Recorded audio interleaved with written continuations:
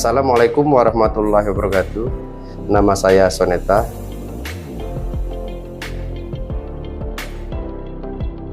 Saya bekerja di Puskesmas Simpang Babat, berada di ruangan P2P, Pencegahan Penanggulangan Penyakit.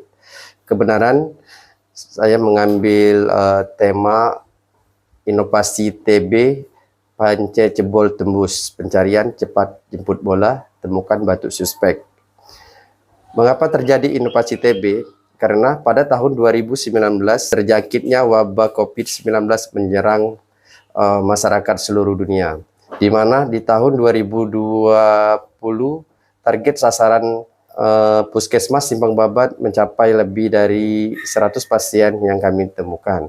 Setelah terjadinya wabah COVID, maka pasien kami menurun di bawah 50%. Dengan adanya wabah COVID menyerang, maka kami Puskesmas Simpang Babat mengadakan pembentukan inovasi TB, di mana dibentuk di wilayah kerja Puskesmas Simpang Babat, yaitu 8 desa. Dengan hasil yang kami dapat, kami membentuk kader TB dan diketahui oleh kepala desa, bidan desa, dan masyarakat setempat. Manfaat inovasi TB Pance Jebol Tembus yaitu untuk mempermudah masyarakat untuk mengetahui penyakit TB. Yang kedua, agar mereka tidak malu dengan masyarakat, stigma mengetahui apakah itu TB itu penyakit menurun atau penyakit kutukan.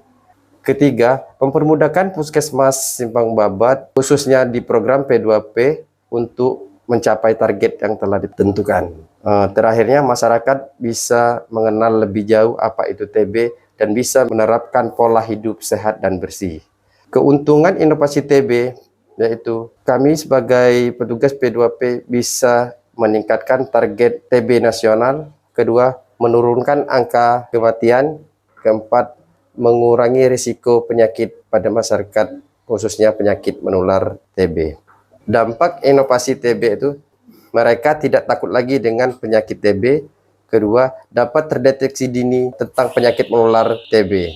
Kami berharap agar pemerintah desa bisa menganggarkan operasional khususnya di program P2P TB Paru. Terus bagi petugas kesehatan Puskesmas bisa menggiatkan lagi di lintas program-program yang mereka adakan untuk mengadakan penyuluhan tentang arti penyakit menular seperti TB paru.